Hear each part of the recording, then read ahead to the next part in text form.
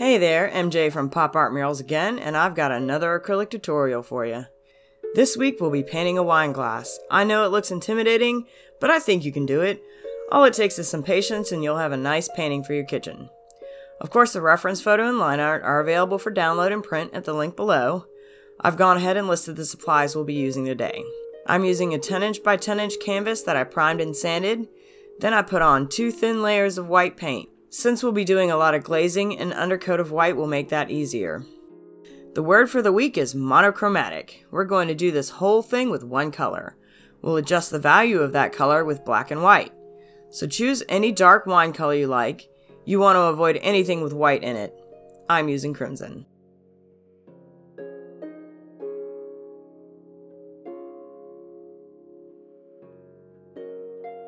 And as you can see, I've got some satin glazing medium and some retarder. You don't need the retarder, it'll just make your life a little bit easier when it comes to doing this background. I've also got a sponge and a big blender brush for doing the background.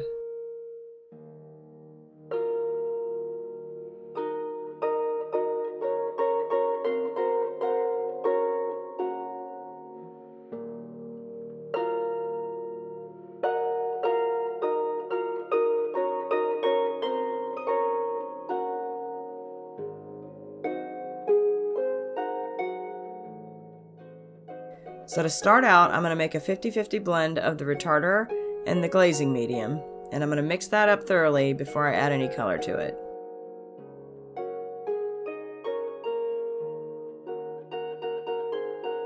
Notice how I didn't directly drop the crimson into the medium that I've made. I put it off to the side so I can add it slowly.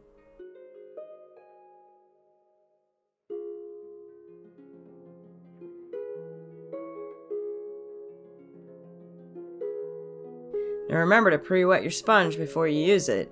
So you do this by getting it wet, wringing it out, and then wrapping it in a towel and squeezing it, and that just leaves it a little bit damp. Then you can pick up your color. We're going to start at the very bottom left-hand corner because this is where it's darkest. And in a sweeping curve motion, we're going to go ahead and lay down that paint. Once we get about halfway through, we'll set the sponge down and quickly pick up our blender brush and start blending those brush strokes out. I'm using a sponge because I want a little bit of texture in my background, but if you don't want that much texture, just use a regular paintbrush and then blend it out.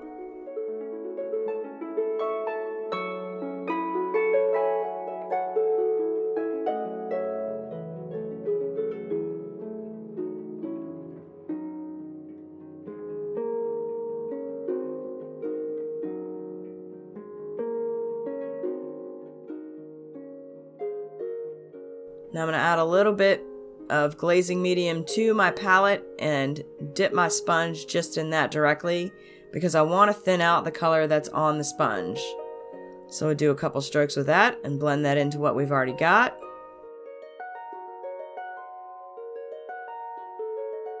And then repeat the process again until you get to the very upper right hand corner.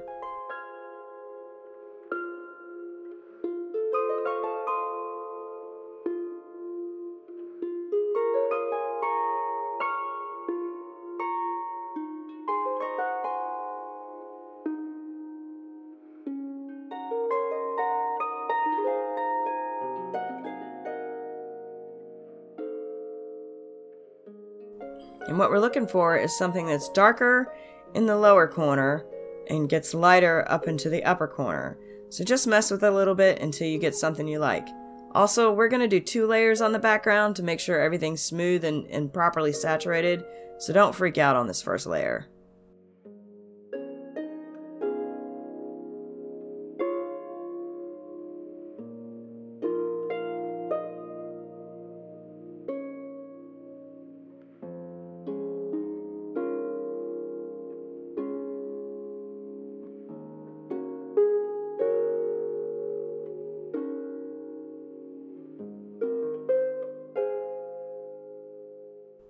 And if you're feeling adventurous like I am, you can dip it right into the pure color and put that in that very bottom corner. Just make sure you blend it out quickly.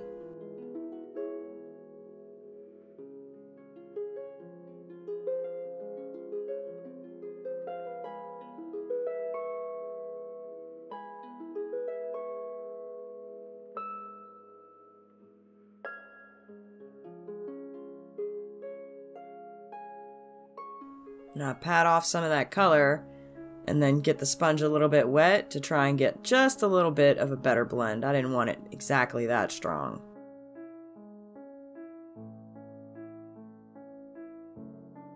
You see how fast I'm moving? I literally drop that sponge right on the palette and immediately start blending it out.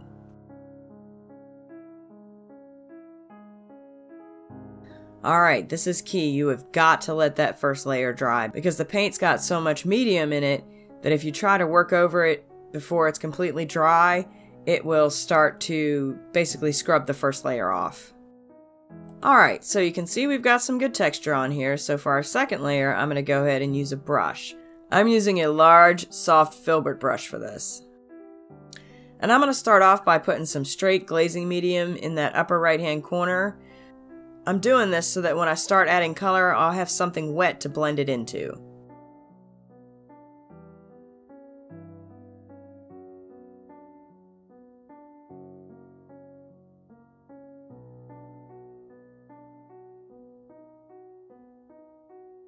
So I'll go a little bit less than halfway with the straight glazing medium before I pick up some color and start working that in.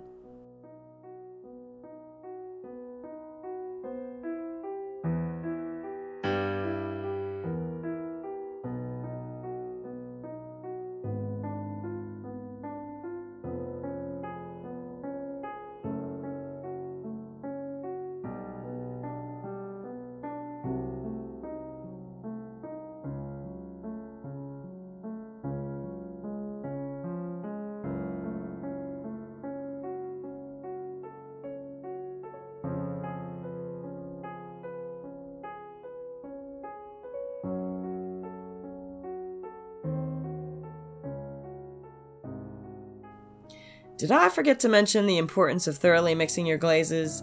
You have to make sure that all that color is mixed in there or else you get this. So I have to stop what I'm doing, grab my wet paper towel and wipe it all off of there. Meanwhile, the other stuff I've already put down is just drying.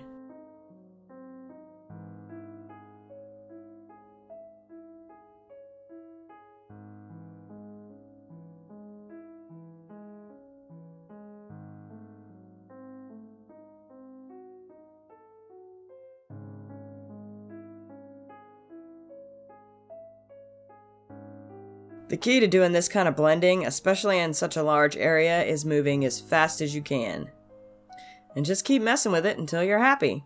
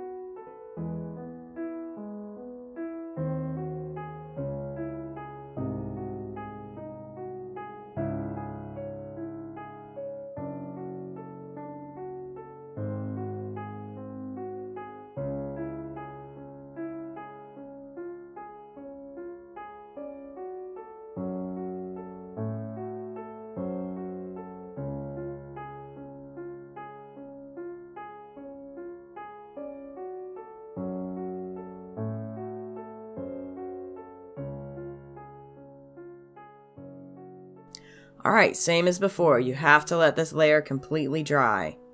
Now I've skipped the transfer part because you've seen me do that a couple of times and it's long and boring. I will tell you this much, I made a mistake. The white transfer did not show up well on the light part of the background, so I decided to use the black transfer paper. That's going to be a problem down the line because there's no black lines in this painting, so I'm going to have to make some adjustments that I wasn't planning on. Alright, in for a penny, in for a pound. We're going to go ahead and start with the lightest areas first and do our mapping and color blocking.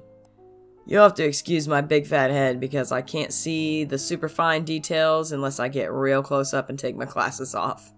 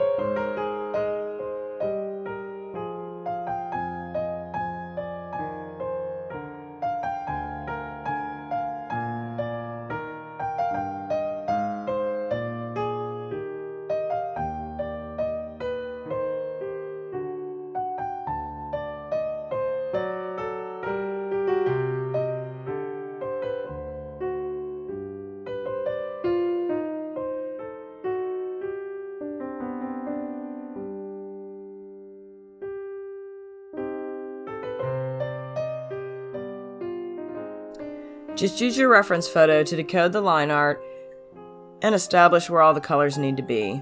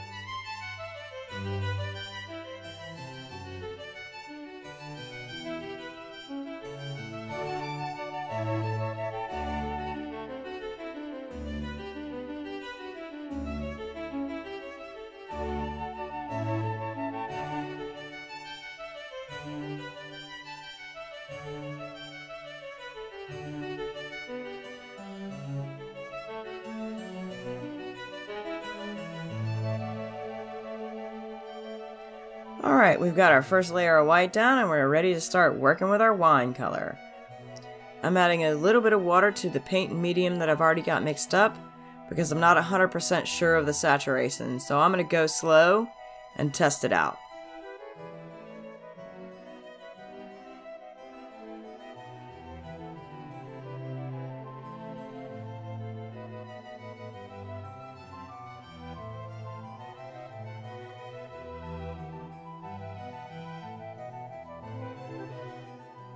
This is our first attempt at covering up that black line that should not be.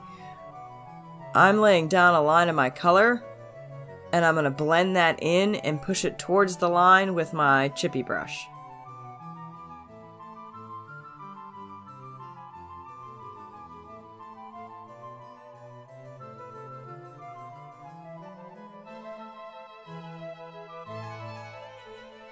And it wouldn't be a tutorial if I didn't miss the line and have to wipe it off with my finger.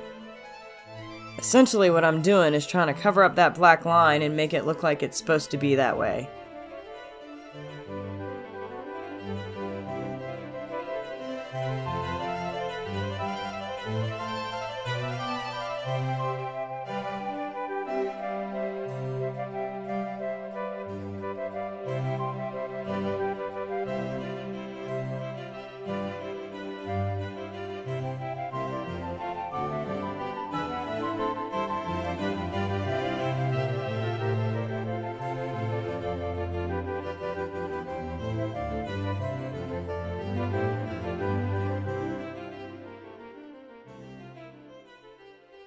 If you get paint in an area it's not supposed to be in, just take a clean brush, get it wet, wipe the paint off, and then pat it dry.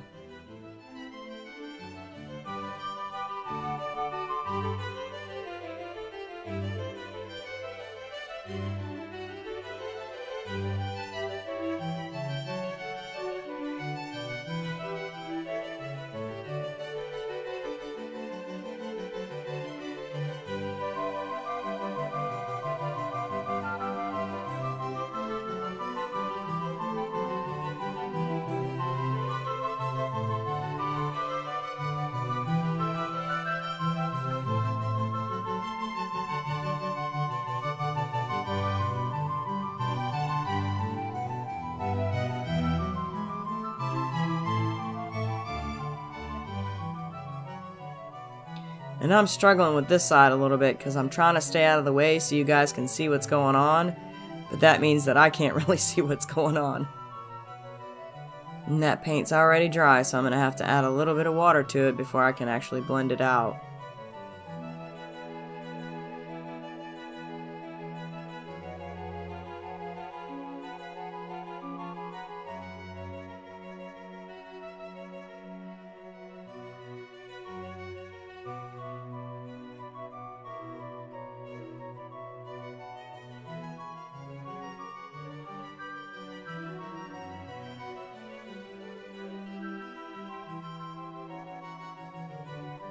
Now I've got myself a new pile of Glazing Medium, and I'm adding a little bit of straight crimson to my palette.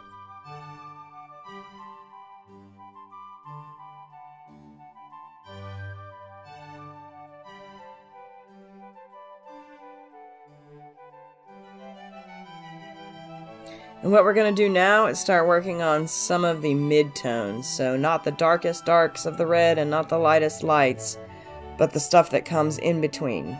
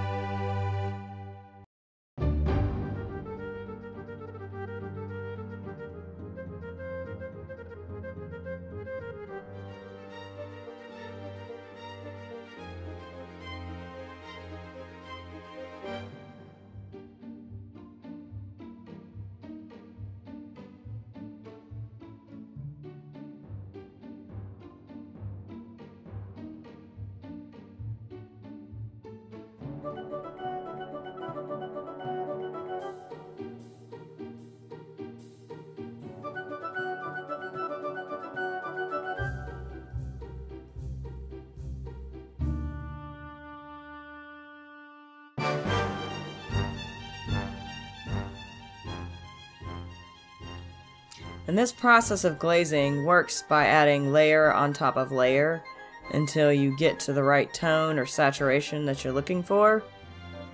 I've added a little bit of black to my palette, and I'm going to use it to mix up a darker crimson.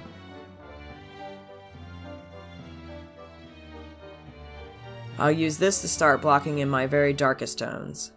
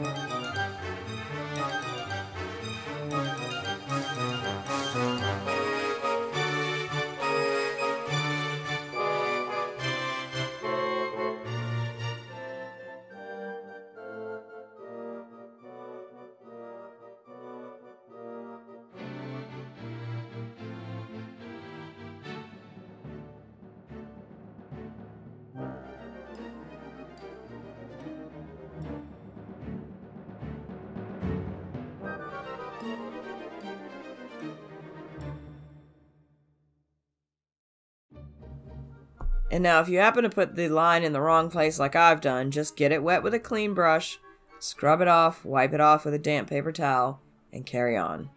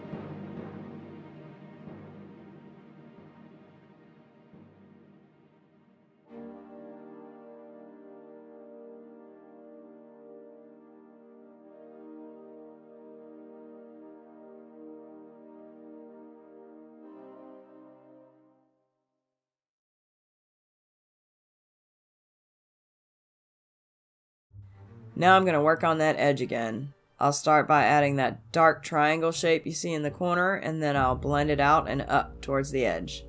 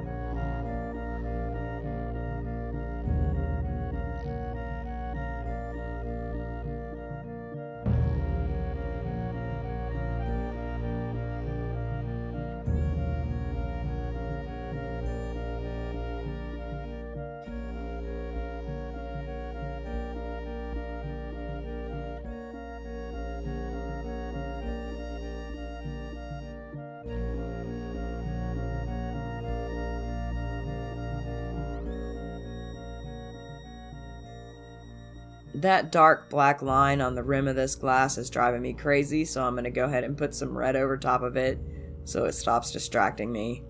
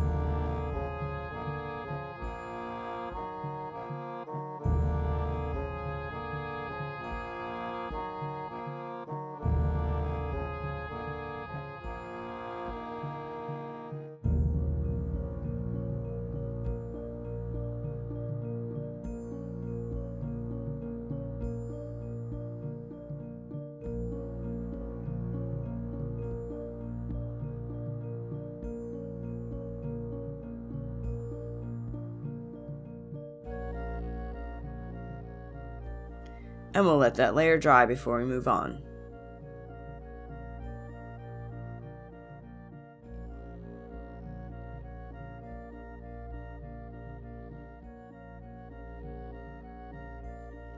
There is a real subtle shadow on the left-hand side of this glass.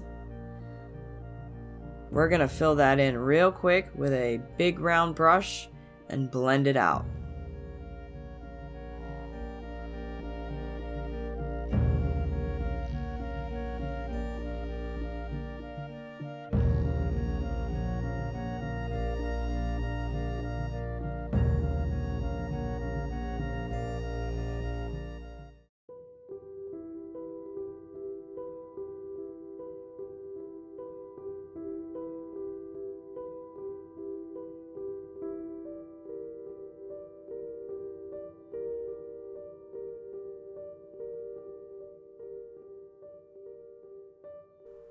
We want to do all these soft, subtle blends that we've been doing before we start filling in the body of the wine, because once we've put that color down, any amount of glaze that we put over top of it is going to change the tone.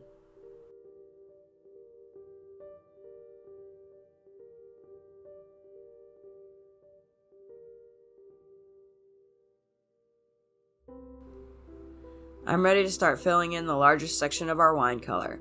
So I'm actually mixing up a little bit of a darker tone, more black into the crimson. I'm not going to put it on too dark to begin with because remember, we're going to build layers to get the correct saturation.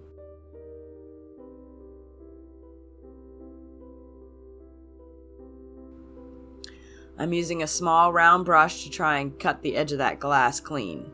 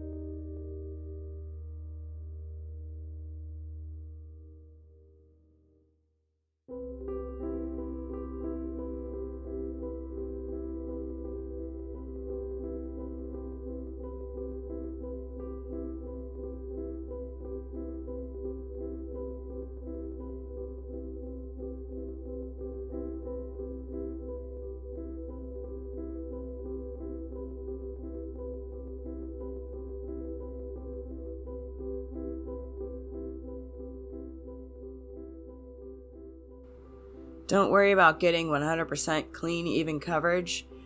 The subsequent layers are going to help to smooth everything out.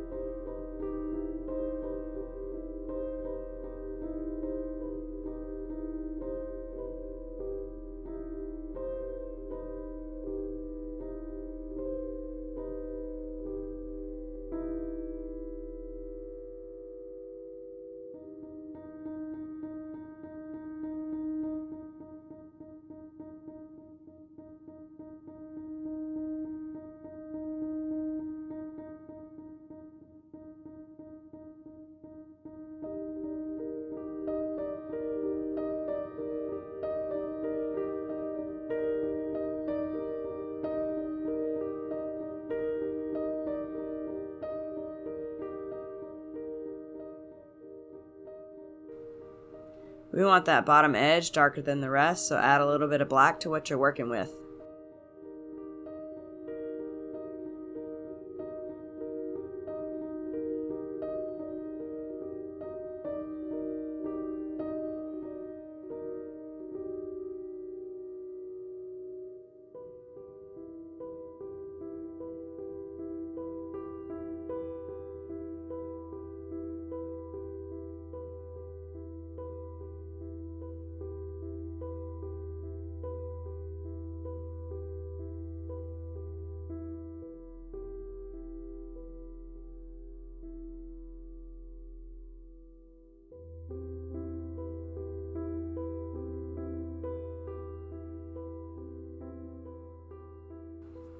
I'm ready to start working on the second layer of my whites.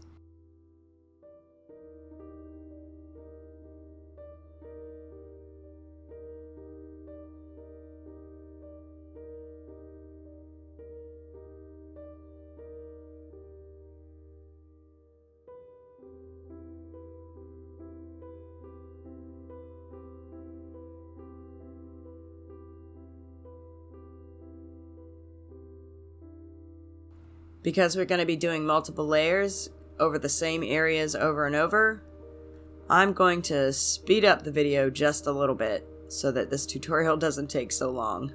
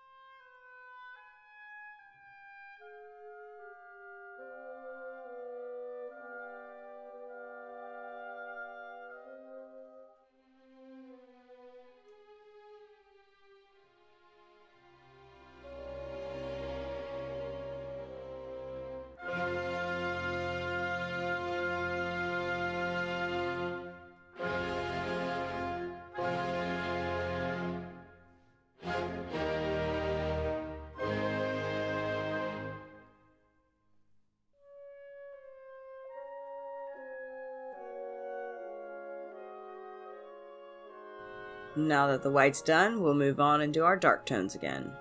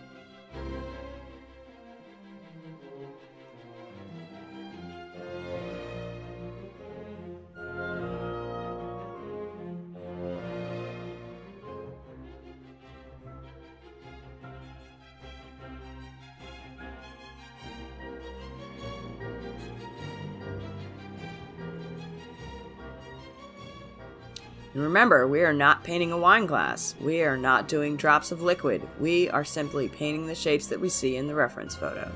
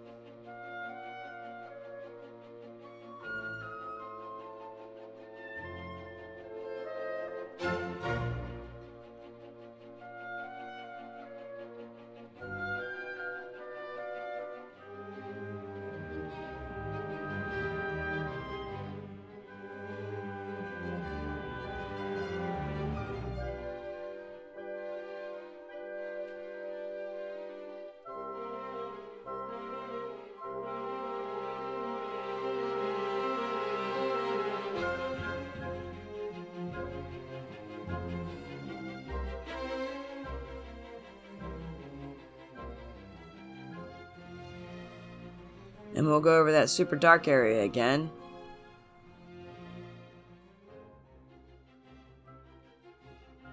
Now on the stem of this wine glass, we're going to fill it in again with a thinned out white, and you'll see why in a second.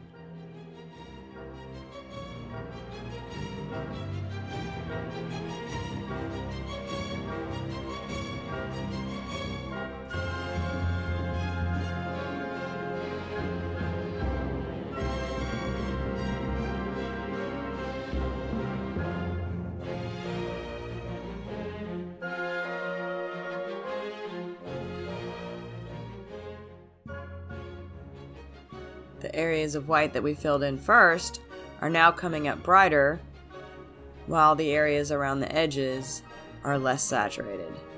And the way we've done this is going to play a key part when we come back later and finish the stem.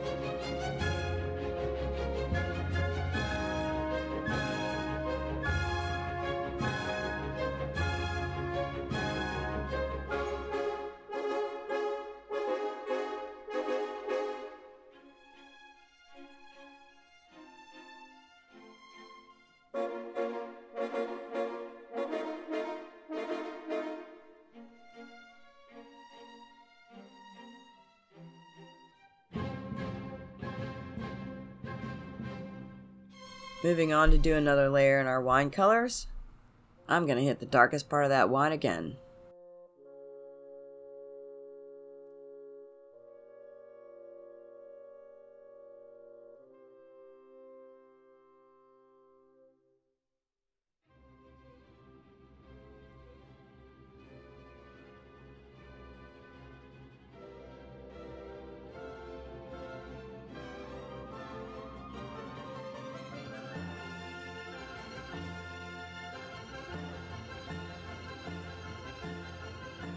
I put down a new blob of titanium white because the other stuff was getting chunky and gross. And I'm going to use this to cut in the white line at the top of our stem. I actually want to reshape this a bit and add more of a curve. And then when I come back later with the dark colors, I can cut in the exact shape I want.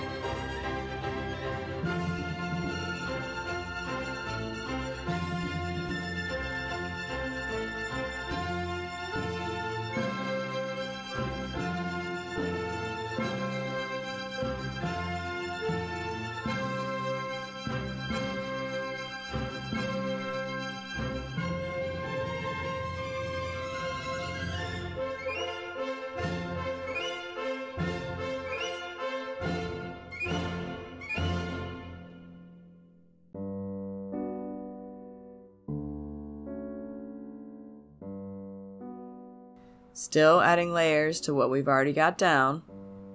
I'm trying to get the brightest brights where they need to be before we glaze over all of it.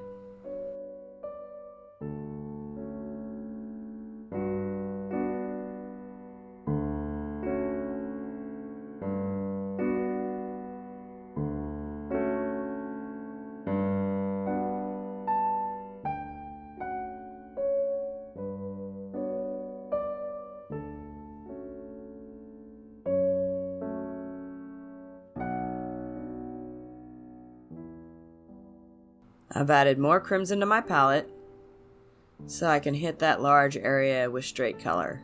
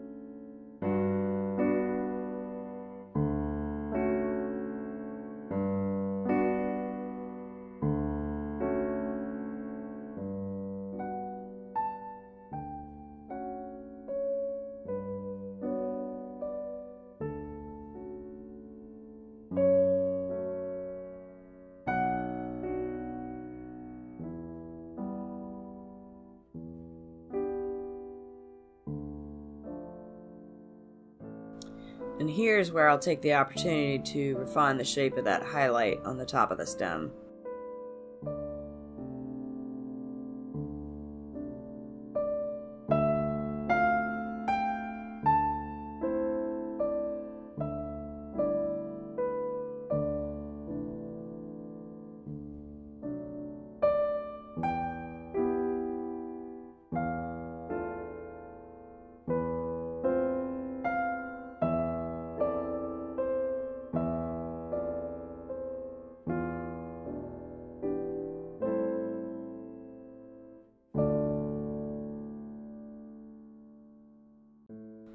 It's just a little slice of white, but I want it to have a defined curve.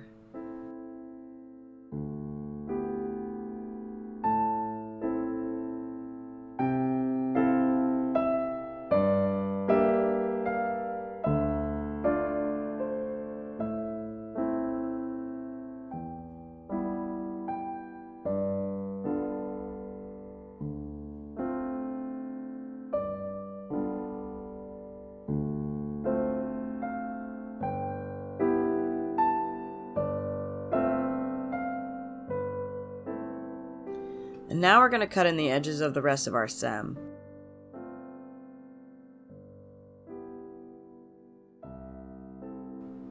I'll lay down that dark line on the edge of my stem, and then I'm going to hit it with a small blender brush and watch what happens. It starts to come to life.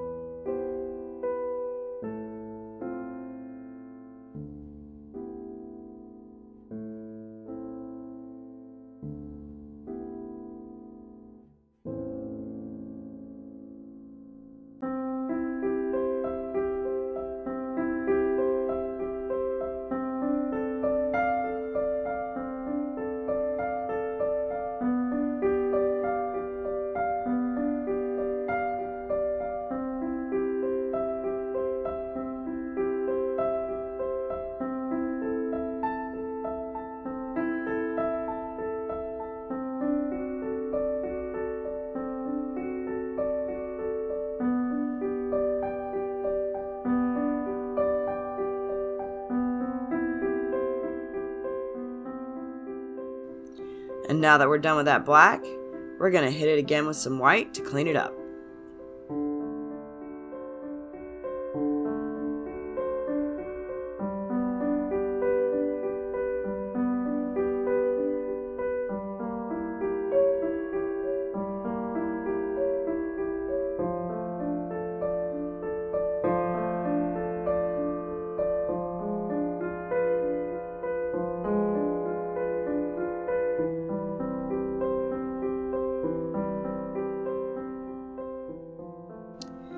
Okay, now's the time to fill in all of our blank areas with the wine color. And we want to try and do as smooth of a coat as we can in these areas because this won't be getting as many layers of glaze. Also, don't worry about going around all the darker wine tones you've got down.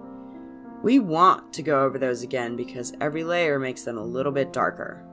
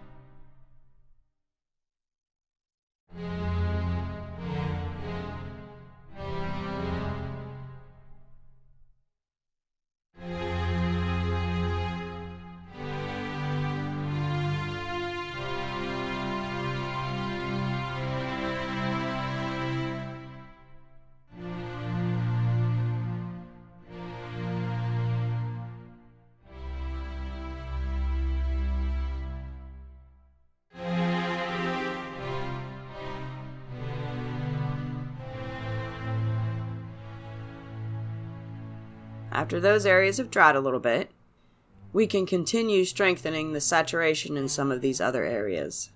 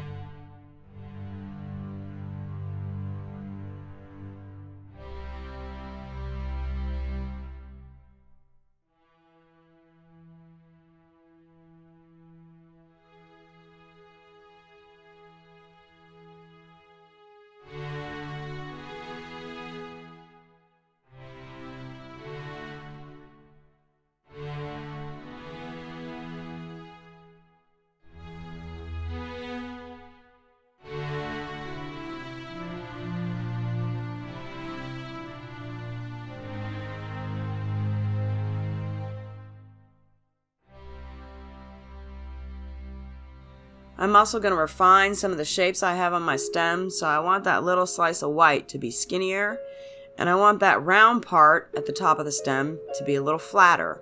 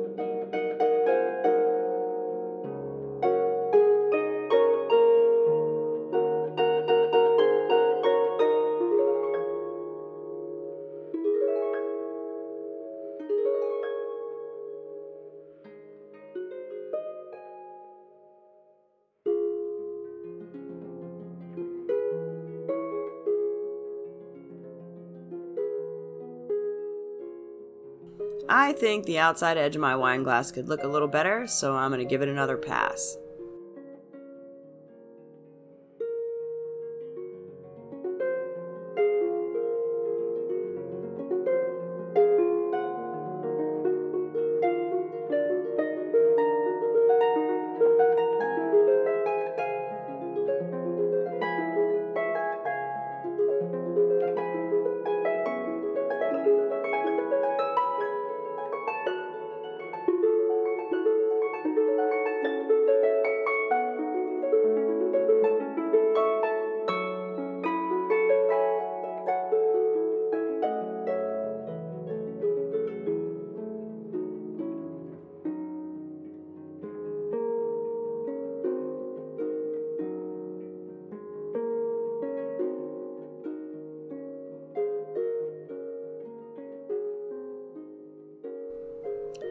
Okay, on the reference photo, if you look close, there's a little spot of color in that darkest part of the stem.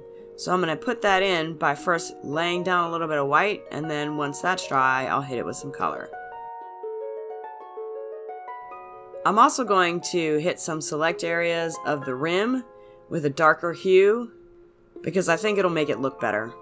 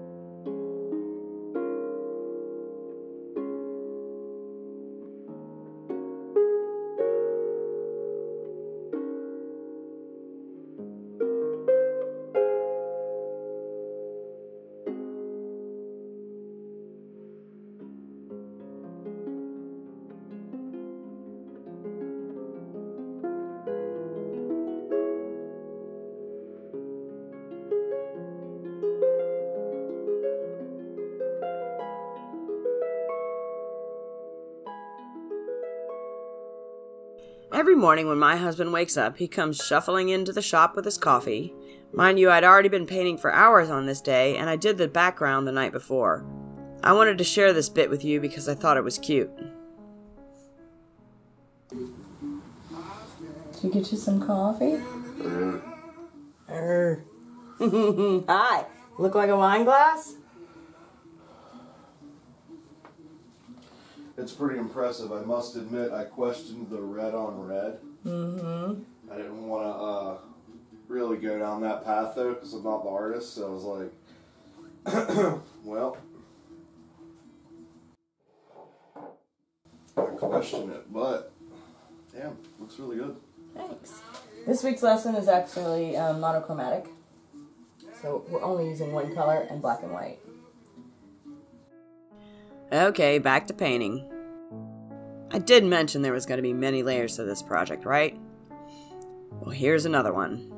We'll continue to keep coating over these layers until we're happy with the saturation level.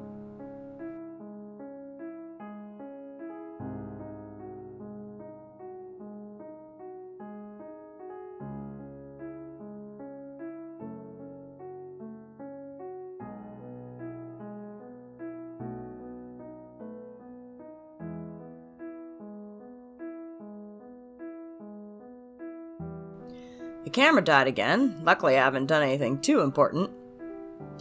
Anyway, I want to fuzz out that upper line on the wine color, so we're going to do that like everything else.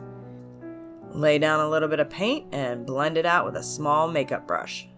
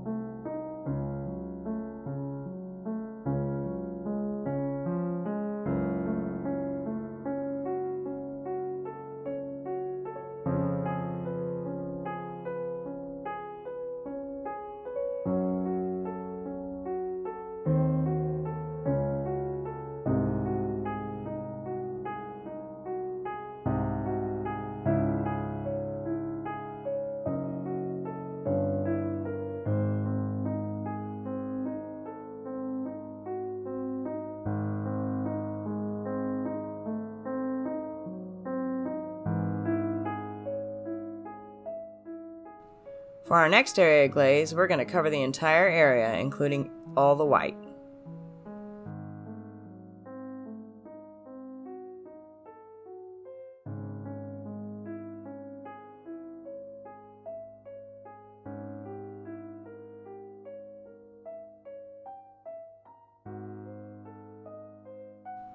Then I'll smooth out the brush strokes on the white area, again with a blender brush.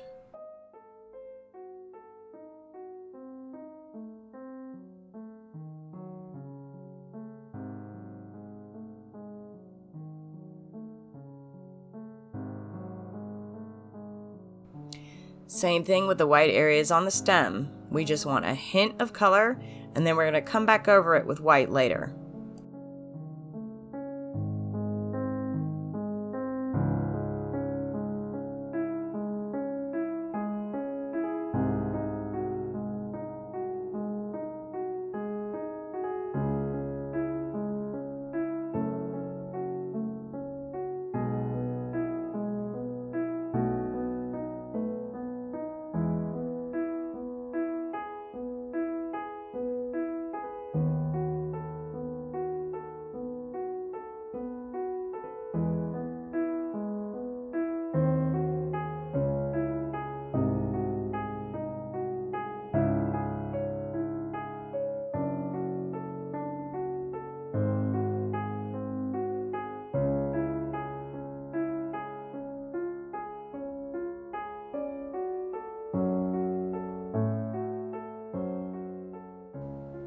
I'm just going to refine some of those mid-tones and make them a little bit richer, looking at my reference photo to decide what needs to be darker.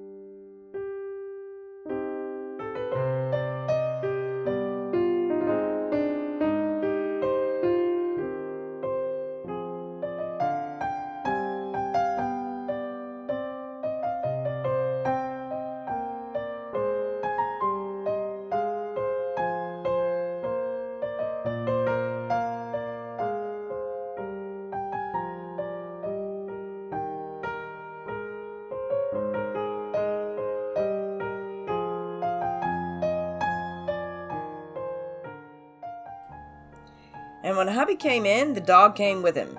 I don't normally let her in when I'm filming because she likes to do a stint in my lap and then bump into my tripod.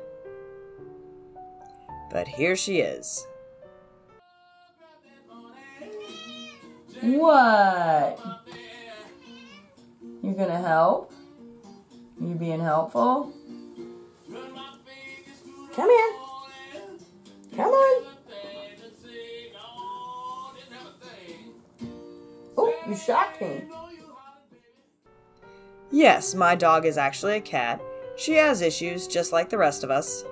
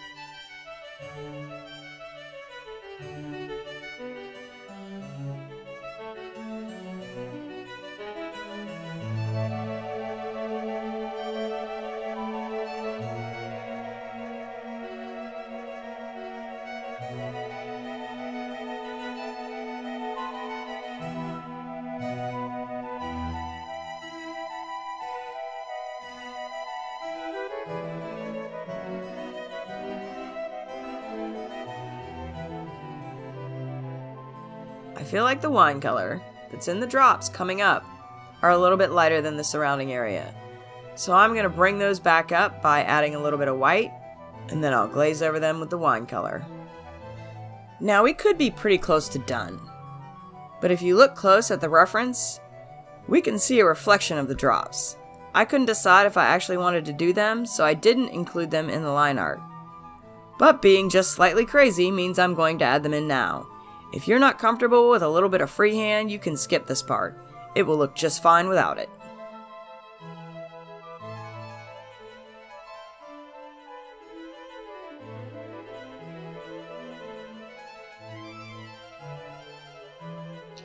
And while I wait for those to dry, I'm going to hit my highlights again.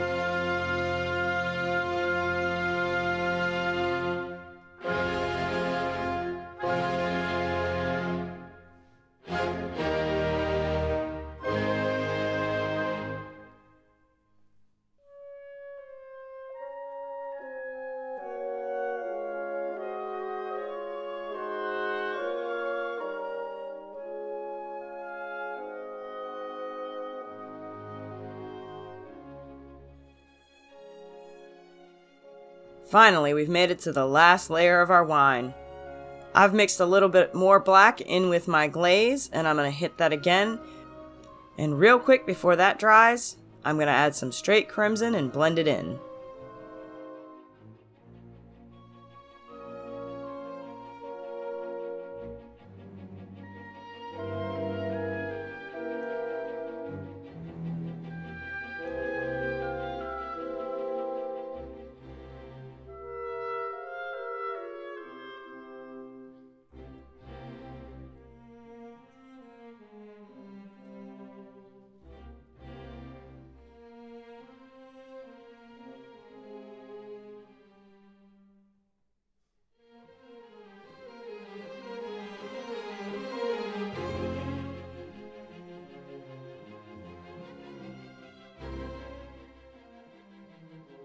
This painting is a good way to practice with glazes and blending brushes. It was also a great way to show you guys accidents can be dealt with easily. I hope you enjoyed it. If you have any questions, I'll be happy to answer them. And I'd love to see your wine glass painting. You can share it in the comment section at popartmurals.com or tag me on Instagram at popartmurals. Now go forth, make beautiful things, and have a rockin' day.